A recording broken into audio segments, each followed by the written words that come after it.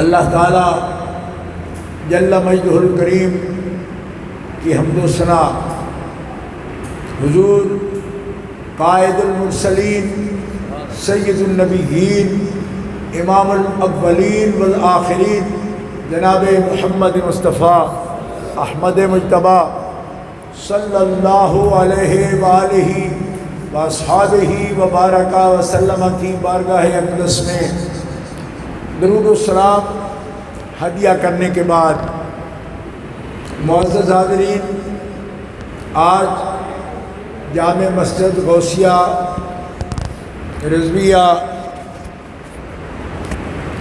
جس کے خطیب عالمی مبلغ اسلام حضرت العلامہ مولانا مفتی محمد اقبال چشتی صاحب مدظلہ ناظم اعلیٰ تحریک عظمت آل و اصحاب رسول پاکستان، جن کی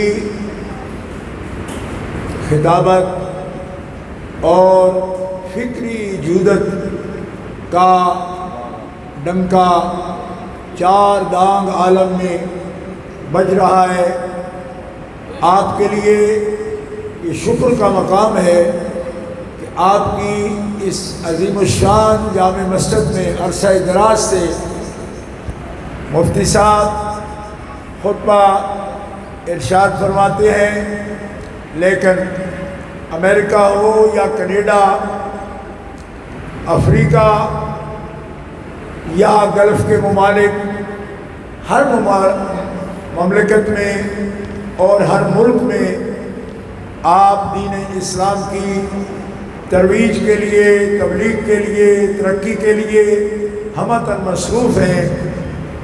اللہ تعالیٰ ان کے علم میں، عمل میں، صحت میں، عمر میں، فیض و برکات میں، آل اولاد میں ان کو بے شمار برکتیں، رحمتیں عطا فرمائے۔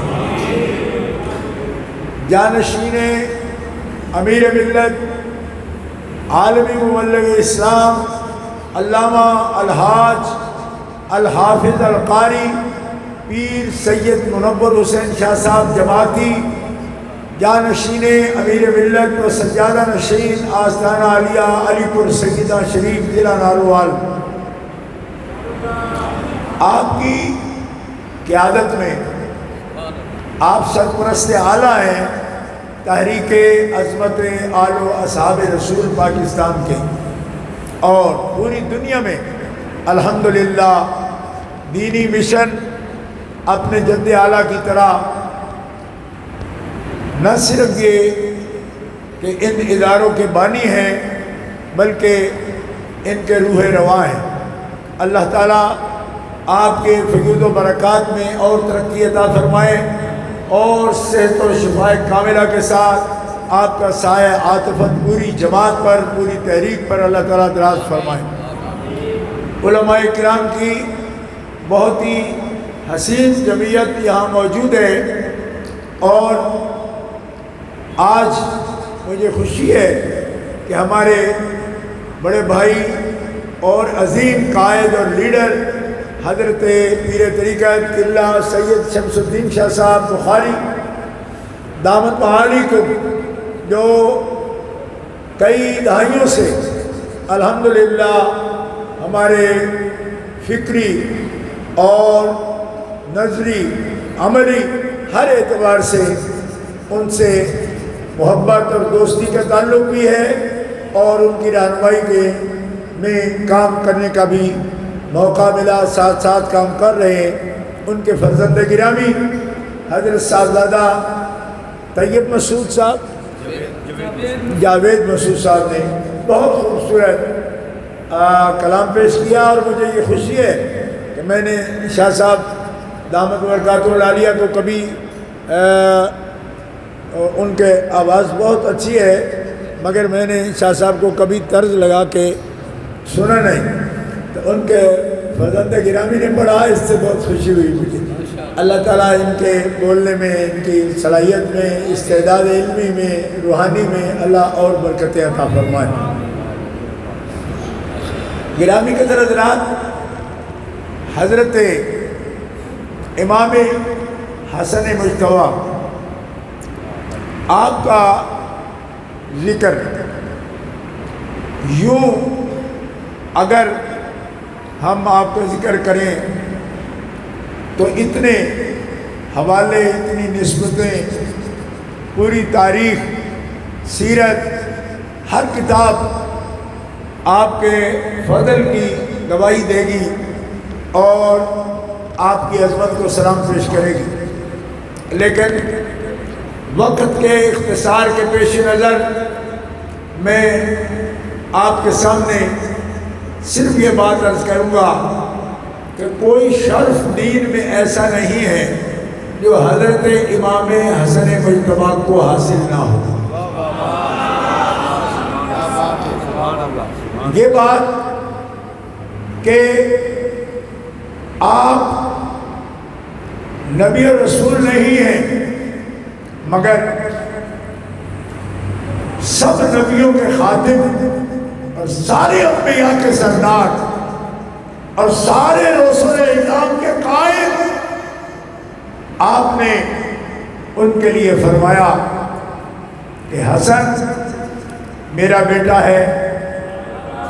بخاری شریف اٹھا کے دیکھیں، صحیح بخاری، حسن میرا بیٹا ہے، ابنی ھذا سید۔ اور جب آپ فرما رہے تھے، حضرت ابو بکرہ اس حدیث کے راوی ہیں، صحیح بخاری جلد 2 میں یہ حدیث پاک موجود ہے۔ نبی علیہ السلام اپنے ممبر پر تشریف فرما تھے، خطبہ دے رہے تھے، دائیں طرف آپ کے ممبر کے اوپر حضرت امام حسن بیٹھے ہوئے تھے۔ نبی علیہ السلام نے آپ کے دائیں کاندھے مبارک پر اپنا دایاں ہاتھ مبارک رکھ کے فرمایا، ابنی ھذا، یہ میرا بیٹا سید مطلق سارے جہانوں کا سردار ہے۔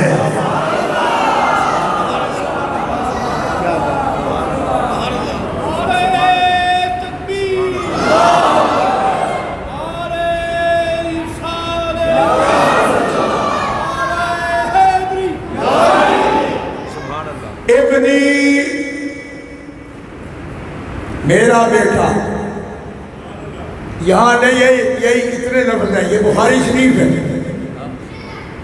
بخاری شریف کے جو ناقدین ہیں غور کریں اس بات پر کہ آپ فرما رہے ابنی ھذا،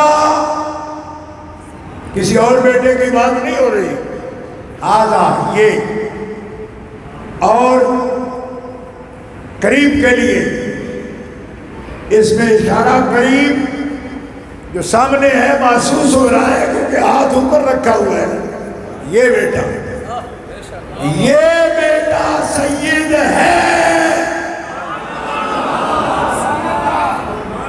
اس کے ساتھ آگے اضافت نہیں فرمائی، وہ حدیث الگ ہے جس میں فرمایا الحسن والحسین سیدہ شباب اہل الجنہ۔ یہاں سیدہ کہہ کے دونوں بیٹوں کو سید اہل جنت اور شباب اہل جنت کا سردار فرمائے، مگر حضرت امام حسن کی یہ شان مطلق سید ہونے کی کہ کائنات کا مطلق سید جس کی سیادت کو کوئی چیلنج نہیں کر سکتا، وہ حسن مجتبیٰ ہے۔ نعرہ تکبیر، نعرہ رسالت، عظمت و شان امام حسن، عظمت و شان امام حسن۔ سبحان اللہ، سبحان اللہ۔ لوگ بڑی بڑی باتیں کرتے ہیں، میں ان کی بات نہیں کرتا جو آج کل موسمی لوگ نکلے ہوئے ہیں ہم سے تو یہ جھڑپیں بھی کی لوگوں نے کہ اللہ کے بنا کسی کو سید کہہ سکتی ہے، یہ بات کرتے ہیں۔ یہ بند روڈ ہے نا، تو میں تو یہاں کا پرانا خطیب ہوں، آپ کے خطیب میرے یار ہیں، ہم عرصہ دراز تک میں اس مسجد میں بھی تقریر آپ کے سامنے کہتا بھائی 23 سال 24 سال میں مسافرت میں ہوں بیرون ملک، تو کچھ نوجوان بھول رہے ہوں گے، ورنہ یہاں جو مفتی صاحب قبلہ کی طرز خطابت جانتے ہیں وہ اس فقیر کو بھی پہچانتے ہیں کہ علاج اڑا کے ہم تقریر کرتے ہیں اور برا برا کے تقریر کرتے ہیں، اور انشاءاللہ جن کو مانتے ہیں ان کی عظمت پر جان قربان کرتے ہیں، اور جن کو نہیں مانتے ان کا رد کرتے ہوئے پانی پیا پیا کے دشمن کو مارتے ہیں۔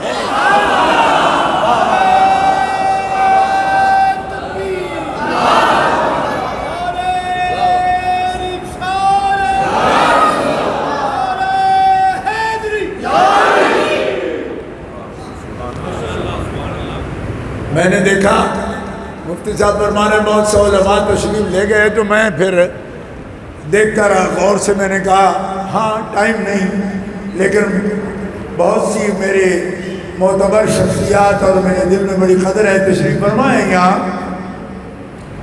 اب دوبارہ سے میں مضمون روکتا نہیں۔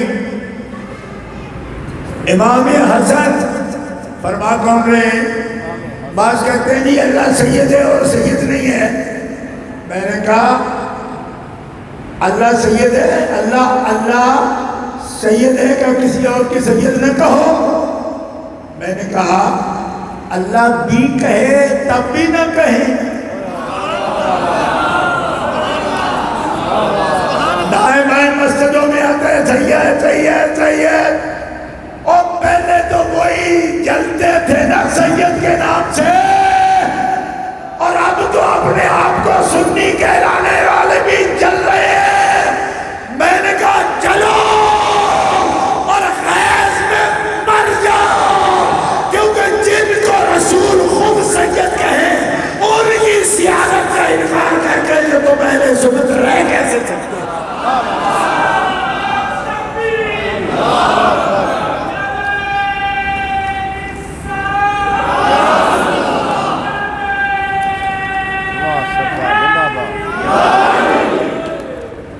گرامی قدر حضرات، کہتے جی سید ہم اس کو، میں نے کہا اللہ تعالیٰ جن کو سید کہے گا ان کو بھی سید نہیں کہو گے؟ پھر تو تم شیطانی توحید کے قائل ہو۔ جیسے اس نے کہا تمہیں مانتا ہوں اب تم بھی کہو گے تو آدم کو سجدہ نہیں کروں گا۔ میں نے کہا کس بچے کی بشارت ملی، کس بچے کی بشارت ہے زکریا علیہ السلام کو؟ سیداً و حصوراً و نبیاً من الصالحین، ابھی پیدا بھی نہیں ہوئی، ماں کے پیٹ میں ہے۔ حضرت یحییٰ علیہ السلام تو زکریا علیہ السلام کو کہا تیرا جو بچہ ہونے والے ہے سید ہے۔ نبیوں کی حال، ارے پیدا نہیں ہوئے، اللہ کا فرما رہا ہے سیداً، سید ہے، حصوراً یہ پاک باز ہے، خطاکار نہیں ہے۔ باز کر حصوراً پاک باز ہے، پاک تینت ہے، پاک باز ہے، حصور ہے، عفت باب ہے، وَنَبِيًّا مِّنَ الصَّالِحِينَ، اور یہ صالحین انبیاء میں سے ہے، نبی ہے۔ تعریف ہو رہی ہے قرآن پاک۔ اگر انہی آیات کا میں آپ کے سامنے گنتی کروں گا تو تقریر شمار سے باہر چلی جائے گی۔ یہ خاص لوگ ہیں، سردار ہیں، سید ہیں، لیکن میں اس وقت امام حسن مجتبیٰ کی بات کر رہا ہوں۔ یہ قرآن پاک سے ایک دلیل میں نے عرض کر دی اور موقع ہوگا تو انشاءاللہ اور بھی دلائل اس کے عرض کروں گا، لیکن یہاں امام حسن مجتبیٰ کو مطلقاً حضور نے سید فرمایا، یہ میرا بیٹا سید ہے، سید ہے، کہیے کون ہے؟ سید ہے۔ اور سید کے لیے کیا ارشاد فرمایا؟ لعل اللہ ان یصلح بہ بین فئتین عظیمتین من المسلمین۔ یہ میرا بیٹا سید ہے، اور دو بڑے گروہوں کے درمیان، جن کے درمیان اختلافات بہت ہوں گے، خون کی ندیاں بہہ جائیں گی، میرا بیٹا سید ہے، اور سید ہونے کی نشانی یہ ہے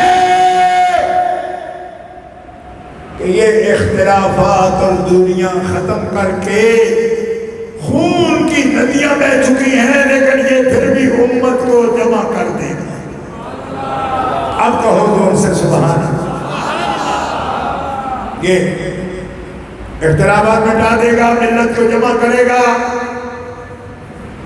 تو گرامی قدر حضرات، مجھے 1 2 4 10 20 نہیں، خدا کی قسم ہزاروں سینکڑوں خاص اور عام عبارات کے ساتھ میرے پاس لوگوں نے میسج بھیجے اور کہا کہ آج پھر ملت اسلامیہ بٹ جاتی، 2 ٹکڑوں میں بٹ جاتی۔ کیوں؟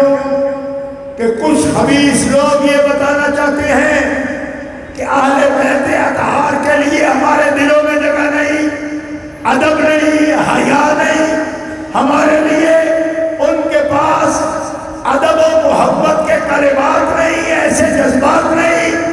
آپ نے اور آپ کے ساتھیوں نے، آپ کے بزرگوں نے، تحریک عظمت آل و اصحاب رسول نے کھڑے ہو کر اقامت کر کے ثابت کر دیا کہ اہل بیت اطہار کے بغیر نہ اہل سنت مکمل ہو سکتی ہے، نہ ایک مومن کا ایمان مکمل ہو سکتا ہے۔ مومن کا ایمان تبھی مکمل ہوتا ہے کہ رسول اللہ کی محبت بھی شرط ہے ایمان کے لیے، اور رسول اللہ کی محبت کے لیے آپ کی آل پاک کی محبت شرط ہے۔ جب تک آپ کی محبت نہیں ہوتی، رسول کی محبت کامل نہیں ہوتی، اور جب تک رسول کی محبت نہیں ہوتی، مومن کا ایمان ہی کامل نہیں ہوتا۔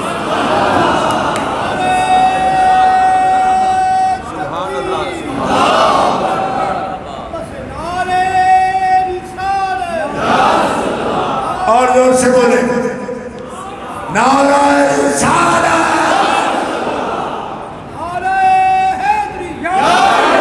عظمت و شان پنجتن پاک، عظمت و شان پنجتن پاک، عظمت و شان امام حسن پاک، حسینیت حسینیت حسینیت حسینیت حسینیت، عظمت و شان آل رسول۔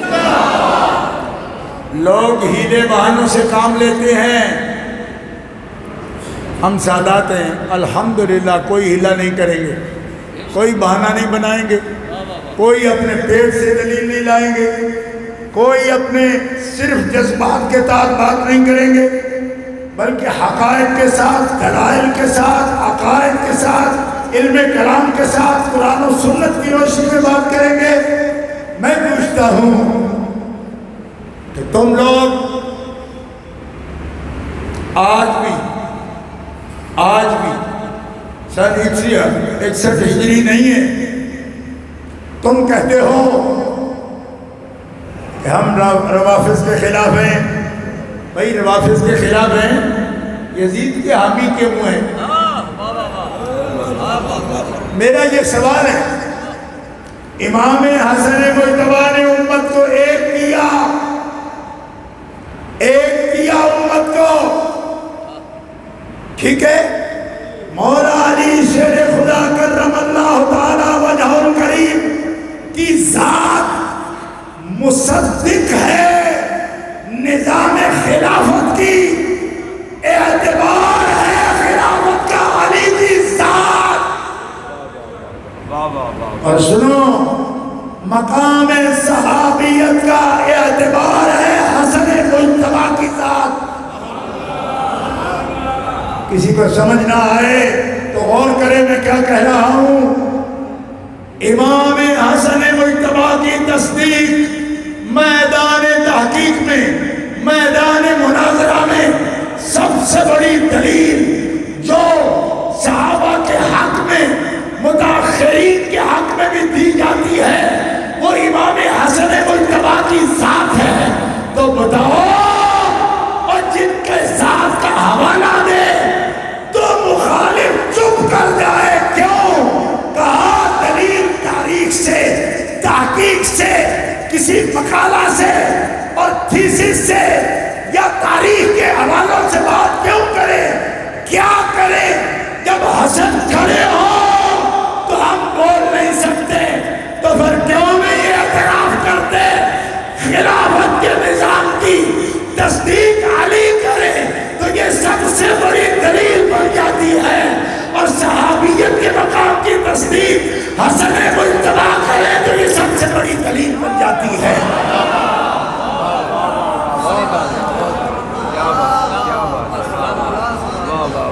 عملاً آج بھی لوگ کہتے ہیں نہیں یہ نام ہی کیوں لیتے ہو؟ میں نے کہا ایک مناظرے میں صرف ایک ڈیبیٹ میں ان دونوں ہستیوں کا نام لیے بغیر اگر تم خلافت کے حوالے دے سکو، اگر تم صحابیت کے معیار کے حوالے دے سکو تو سامنے لاؤ اپنی تحقیق۔ میں تو 22 مرتبہ میدان مناظرہ میں اتر چکا ہوں، خدا کی قسم۔ لوگ کہتے ہیں علی مشکل کشا ہے کہ نہیں؟ اور سنی مناظر کا مشکل کشا ہے علی۔ جہاں جا کے ہمارا علم کلام بولنا بند کر دیتا ہے، وہاں ایک ہی حوالہ کام آتا ہے، مولا مرتضیٰ شیر خدا کا۔ تم کیا سمجھو گے مقام علی کو؟ نعرہ تکبیر، نعرہ رسالت، نعرہ حیدری۔ اس بات پر دھیان دے، تبھی فرمایا سید ہے، اے سردار ہے، یہ بتاتا ہے کہ صحابہ کا مقام کیا ہے، متقدمین ہوں یا متاخرین ہوں۔ اگر متقدمین کی عظمت بتائی مولا علی شیر خدا نے، متاخرین کی شان بتائی حضرت مولا حسن مجتبیٰ نے، اور پھر ہم اس سسٹم کے قائل ہیں، مانتے ہیں، اہل سنت و جماعت ہیں، الحمدللہ حنفی ہیں، ماتریدی ہیں، لیکن میں تم سے پوچھتا ہوں، جب پورا سسٹم اور اس کی کتابیں علم کلام کی اور حدیث کی چیخ کر کہتی ہیں یزید فاسق ہے، یزید ملعون ہے، یزید حدود شریعت مٹانے والا ہے، تو میں دلیل کی بات نہیں کرتا۔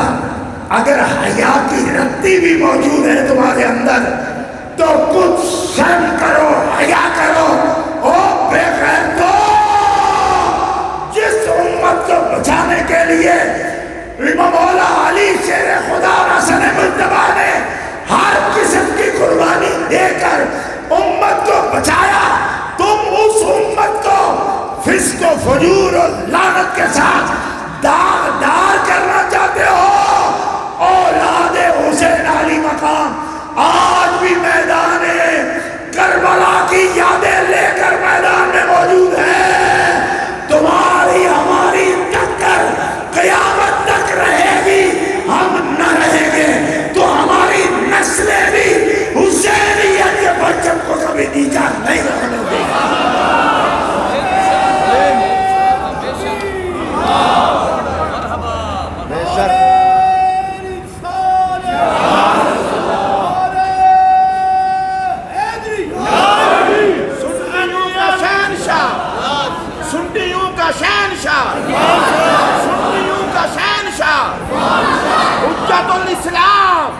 پیر سید محمد عرفان شاہ صاحب مشہدی موسوی.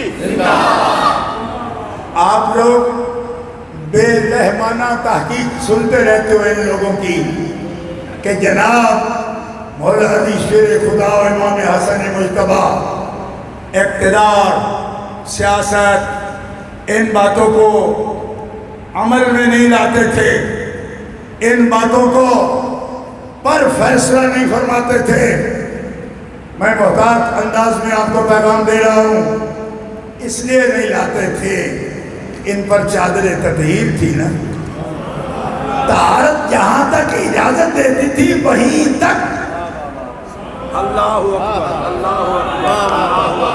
جہاں چادر تطہیر داغدار ہوتی ہو، نہ وہ سیاست ایسی کرتے تھے، نہ معاشرت ایسی کرتے تھے، نہ کوئی معاہدہ ایسا کرتے تھے، نہ کوئی عمل ایسا کرتے تھے. کیوں کہ سیاست کو وہ حیثیت نہیں دیتے تھے جو رسول کی چادر تطہیر کی حفاظت کرتے.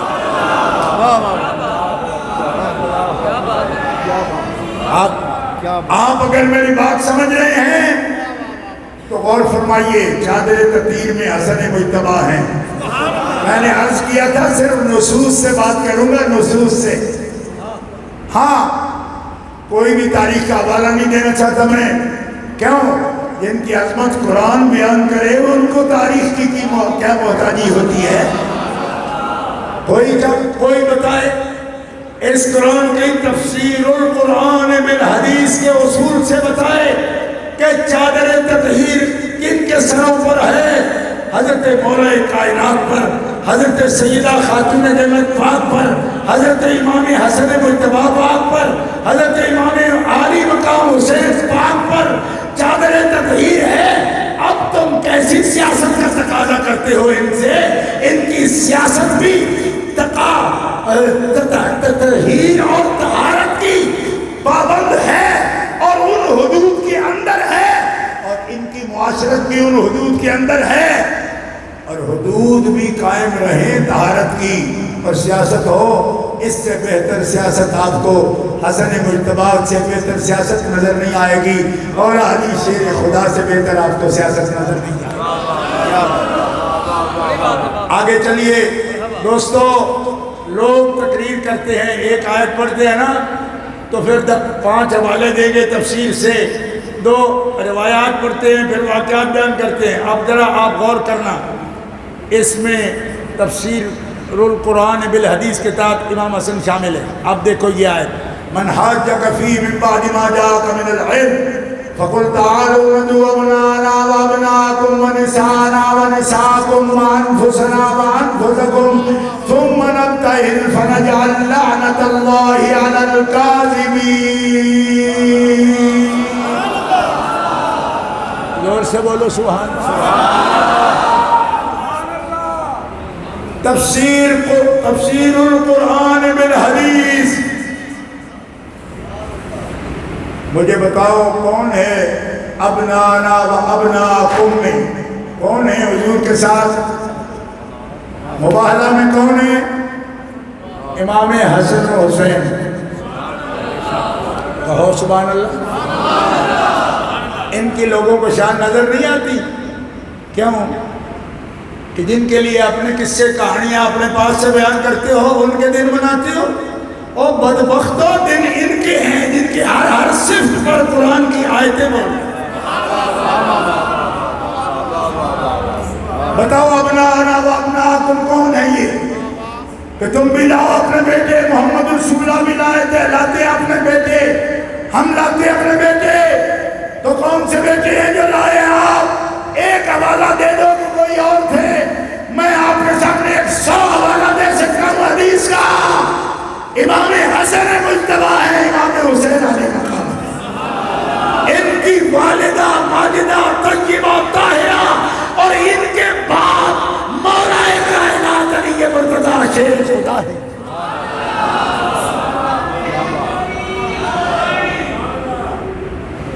اور اب سنیے، قُلْ لَا أَسْأَلُكُمْ عَلَيْهِ أَجْرًا إِلَّا الْمَوَدَّةَ فِي الْقُرْبَى وَمَنْ يَقْتَرِفْ حَسَنَةً نزد لہو فیہا حسنا۔ تم اہل بیت سے مودت کا حکم دو حبیب کہ آپ کے قرابت داروں سے مودت کریں، مومنین مودت۔ اور ائمہ اہل سنت کہتے ہیں تمسک ہے ان کا اس آیت سے کہ اس آیت کریمہ سے اللہ تعالیٰ جل شانہ نے امت پر اہل بیت کی مودت و محبت کو فرض قرار دیا ہے۔ تمسک میں اہل سنت کے اصول پر بات کر رہا ہوں آپ سے۔ فرض قرار دیا ان کی محبت کو۔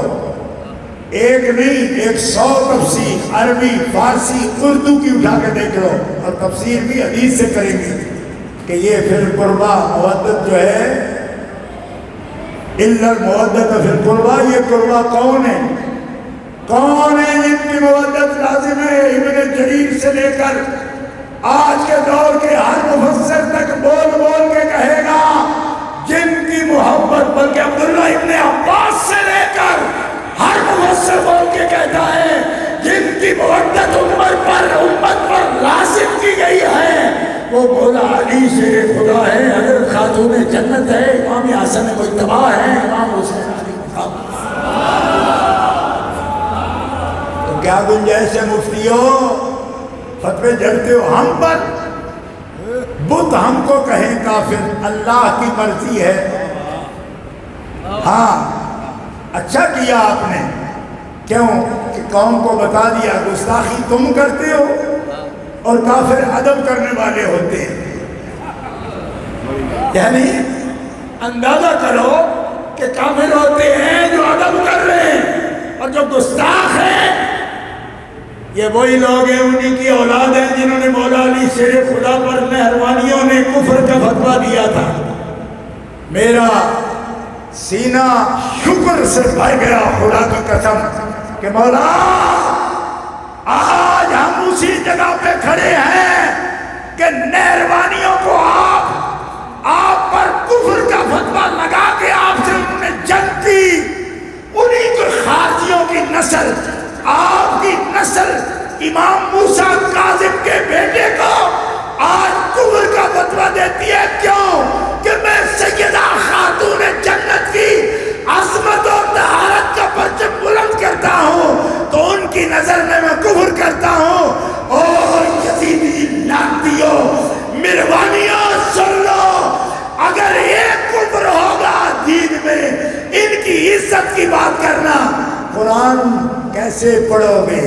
کیوں کہ قرآن تو ان کی عزت کو فرض واجب قرار دے گا۔ رسول اللہ تو خود کھڑے ہو کر ان کی تعظیم کرتے ہیں، ائمہ اہل سنت تو ان کی عزت کا حکم فرماتے ہیں۔ تم کس باڑے کے اندر مفتی بنے بیٹھے ہو؟ ڈنگروں کے باڑے کے مفتی ہو تم؟ کہاں سے قانون تم نے نکالے ہیں؟ ائمہ اہل سنت کہتے ہیں کہ جس نے حضرت خاتون جنت کی بے ادبی کی وہ کافر ہے، وہ کافر ہے۔ امام کسترانی اٹھا کے دیکھو، امام سہیلی اٹھا کے دیکھو، شیخ عبدالحق محدث دہلوی کا فتویٰ اٹھا کے دیکھو، تم کہاں پڑے ہو؟ اگر آج کوئی تم سے پوچھے کہ جو رسول اللہ صلی اللہ علیہ وسلم کے صحابہ کو غضبناک ہو اس کا کیا حکم ہے؟ آدھے کہتے ہیں فسق ہے، آدھے اس کو بھی فسق کہتے ہیں۔ میں ہمیشہ سے کہتا تھا کہ ان کو صحابی سمجھنے جاننے کے بعد جو گالی بکے گا فسق نہیں کرے گا، کفر کرے گا۔ کیوں؟ اس لیے کہ قرآن میں ہے لِیَغِیظَ بِهِمُ الْکُفَّارِ۔ یہ الکفار کون ہے؟ ایک مولوی صاحب مجھے کہنے لگے نقل کے لیے نقل چاہیے، یعنی مجھے فتویٰ دینا ہے تو دکھائیے کس نے یہ استنباط کیا۔ میں نے کہا تو آپ کا کیا خیال ہے کہ سادات کو استنباط اور استدلال کا پتہ نہیں ہے؟ میں نے کہا الشفاء بتعریف حقوق المصطفیٰ اٹھا کے دیکھو، انہوں نے یہ لکھا جو غضبناک ہوتا ہے رسول اللہ کے صحبت یافتہ پر اس وجہ سے کہ وہ صحابی ہے تو وہ رسول اللہ پر غضبناک ہوتا ہے اور اس کی تکفیر ہوگی تو میں کہتا ہوں اور تمہیں اگر پنجم پاک کے ادب کی توفیق نہیں بدبختہ، تو مجھے یہ تو بتا کہ سیدہ زہرا پاک سے بڑی صحابیہ کون ہے؟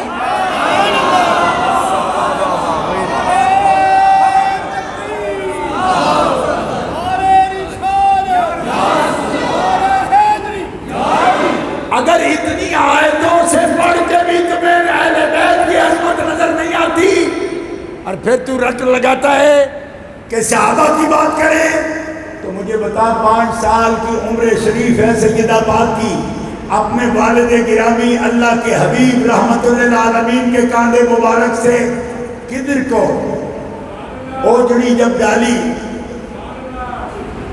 کفار نے، تو کس نے جا کے اتارا؟ میں آپ سے پوچھ رہا ہوں، سیاستہ کی حدیث ہے، کس نے جا کے اتارا حضور کے کاندھے مبارک سے جو انہوں نے معاذ اللہ اوجڑی رکھی آپ کے کاندھوں پر، کہ کس نے اتاری؟ 5 سال کی عمر میں سیدہ خاتون جنت نے۔ زور سے کہو نا سبحان اللہ۔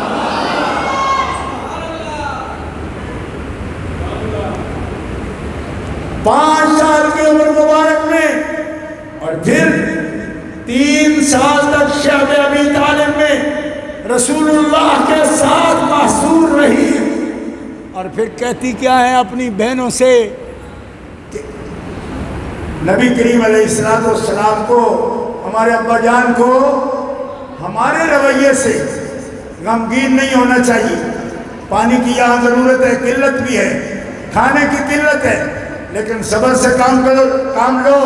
جب اللہ کے حبیب آئیں تو اپنا چہرہ پریشان نہیں دکھانا، ہماری وجہ سے پریشان ہو جائیں گی۔ محدثین فرماتے ہیں یہ 6 7 سال 8 سال کی عمر مبارک کے اندر یہ شعور ہے حضرت خاتون جنت کا، کچھ سمجھ آتی ہے کہ اس عمر میں اتنی سمجھ اور اتنا شعور کیا ہے؟ فرمایا یہ ہے آل اسماعیل۔ جب اسی عمر میں حضرت اسماعیل اپنے باپ سے کہتے ہیں فانظر ماذا تری، مجھے ذبح کر ڈالیے ابا، کیونکہ آپ کو رب نے حکم دیا تو میں صبر کر کے دکھاؤں گا۔ یہ فاطمہ الزہرا 3 سال تک ابا جان کو پریشان جب نہیں کرتی اور بہنوں کو بھی کہتی ہے، تو بتا رہی ہے ہم ہیں آل ابراہیم، ہم ہیں آل اسماعیل۔ آل اسماعیل وہ شعور بھی رکھتے ہیں اور وہ صبر کرنا بھی جانتے ہیں۔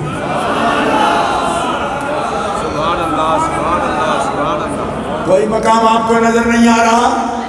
بھائی تم اہل بیت کے بارے میں تمہارا ہاتھ تنگ ہے، تم حدیثوں کو بھی منکر ہو، قرآن کی آیتوں کو منکر ہو، صحابہ کے بارے میں کھلا نہیں، کیوں؟ اس نسبت میں بھی تم ان کو شمار نہیں کرنا چاہتے، تو اب بھی تمہارے کفر میں شک کیا جائے، یعنی دلیل ہوتی ہے کسی طریقے سے ہوتی ہے، استدلال ہوتا ہے، اب جو کوئی بات بھی تمہارے پلے نہ رہ جائے، اہل بیت کے حقوق کی بھی رعایت نہ کرو، اور پھر غصہ کرتے ہیں جی ہمیں حرامی کہہ دیتے، ہمیں بڑا، ہم نہیں کہتے، قرآن کہتا ہے، حدیث کہتی ہے، حدیث پیش کی، اس پر بھی سیکھ پاؤ ہمیں کیا کہہ رہے ہیں۔ میں نے کہا بغیر تو تم دیکھو کہ تم کس ہستی کو کیا کہہ رہے ہو، تمہیں اپنی پڑی ہوئی ہے، تم کیا کہہ رہے ہو اور کس ہستی کے بارے میں کہہ رہے ہو؟ ہماری عزت ہے ان کی عزت پر قربان، کیونکہ وہی تو ہستی ہیں کہ جن کے گھرانے نے پوری امت کو بتایا کہ ماں کا مقام کیا ہے، بہن کا مقام کیا ہے، بیٹی کا مقام کیا ہے، عورت کا مقام کیا ہے، بزرگ کا مقام کیا ہے، چھوٹوں میں شفقت کیا ہے، سارا دین انہوں دیا۔ آج انہی کی ذات پر تنازع شروع ہو گیا کہ ادب کرنا ہے یا نہیں کرنا ہے، تو حد فاصل بتا رہا ہوں آپ کو اور قول فیصل بتا رہا ہوں کہ جن کو ان کا ادب کرنا نہیں آتا، ہم ان کے ایمان پر ہمیں یقین نہیں آتا، ان ذوات قدسیہ کا جن کو ادب نہیں آتا، ہمیں ان کے ایمان پر یقین نہیں آتا، بلکہ ہمیں تو شک بھی نہیں ہے، بلکہ یقین ہے کہ جو شخص بغض رکھے آل رسول پاک سے، او خدا کے بندو، ہمارے فقہا تو یہ لکھتے ہیں یہ سبزی کو رسول پسند کریں، جب آپ کو پتہ چل گیا کہ حضور کی پسند ہے یہ سبزی، اب اس سبزی کی بھی کوئی بے ادبی کرے گا تو کوڑے لگے گا۔ قاضی ابو یوسف کا فیصلہ اٹھا کے دیکھو، تو سبزی کا تو احترام کرتے ہو، اور جسے رسول اللہ اپنا لخت جگر کہہ رہے ہیں ان کا احترام بھول رہے ہیں۔ اور حدیث ہے بخاری شریف کے اندر، ہم کہہ رہے ہیں تو حدیث ہے، کہتے جی کہاں ہے؟ میں نے کہا بخاری شریف میں، دیکھ لو سند دیکھ لو۔ اس کا مطلب ہے سند کا چکر نہیں، اندر ایمان نہ ہو تو کیسے مانا جاتا ہے؟ سند کی بات ہے تو ہم ذمہ دار ہیں، حدیث کی کتاب کی بات ہے ہم ذمہ دار ہیں، دلیل دکھانا ہماری ذمہ داری ہے، ہدایت دینا یہ رب کے ذمہ کرم پر ہے۔ اور جن بدبختوں کو وہ جہنم کے لیے چن چکا ہے، ان کو کوئی جنت لے جانا بھی چاہے گا تو کیسے جائیں گے؟ ہم تو ابھی بھی بتا رہے ہیں کہ آج لے ان کی پناہ، آج مدد مانگ ان سے، ابھی وقت ہے، ابھی وقت ہے۔ بڑے بڑے یزیدوں نے بھی ظلم کر کے دیکھ لیے، مگر آل رسول و اہل بیت اطہار کے مشن کو، ان کے نام پاک کو، ان کی اولاد پاک کو اور ان کی عظمت کو گرا نہیں پائے۔ کردار کشی کرنا، جھوٹ بولنا، مکر سے کام لینا، ظلم سے کام لینا، یہ اہل بیت کا راستہ نہیں روکتا۔ کیوں؟ اللہ تعالیٰ اسی سے ان کی عظمت کو اور بڑھا دیتا ہے۔ زور سے کہو سبحان اللہ۔ دوستو آپ توجہ فرمائیں گے، 2-4 لفظ پیش کرتا ہوں۔ یہی دونوں بیٹے ہیں مولا پاک کے، حضرت سیدہ پاک کے، جن کے لیے رسول پاک نے فرمایا ہما ابناش، یہ دونوں میرے بیٹے ہیں۔ احادیث سیاستہ میں موجود ہے، ہما ریحان تاش، یہ دونوں میرے پھول ہیں، دونوں میرے پھول ہیں، دونوں میرے بیٹے ہیں۔ اور حضرت انس بن مالک سے فرمایا سارے اہل بیت سے یہ دونوں میرے زیادہ محبوب ہیں۔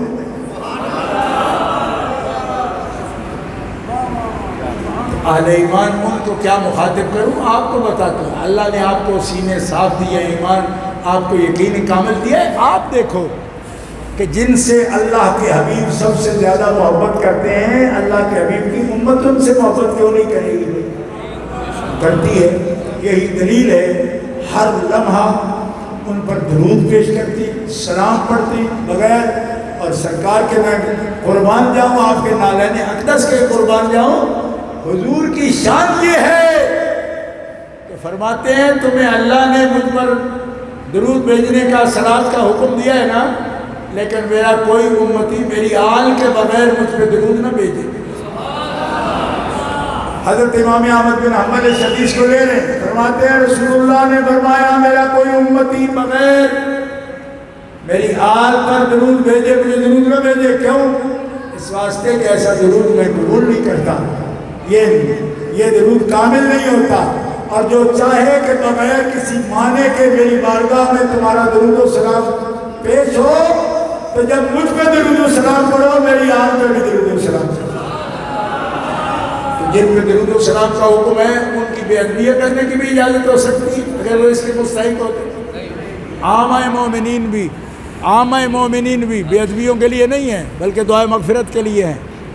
ہاں، ربنا اغفر لنا ولاخواننا الذین سبقونا بالایمان، عامہ مومنین کے لیے بھی حضور نے منع کر دیا جو دنیا سے چلے جائیں، ان کی اگر کوئی اسحاق تمہیں معلوم بھی ہو تو ذکر نہ کرو۔ اذکروا محاسن موتاکم، اپنے فوت ہونے والوں کے لیے، جانے والوں کے لیے اچھی بات کرو، ان کے محاسن کی بات کرو۔ یہ کون بدبخت لوگ ہیں کہ جو جن میں کوئی اسحاق ہو اس کا بھی ذکر نہ کرو، اور جن کی اسحاق کا تصور بھی نہ ہو سکتا ہو بلکہ وہ تطہیر والے ہو، ان کے لیے ایسی باتیں کون کرتا ہے؟ سوائے یزیدی بدبختوں کے ایسی بات کوئی اپنی زبان پر لا ہی نہیں سکتا۔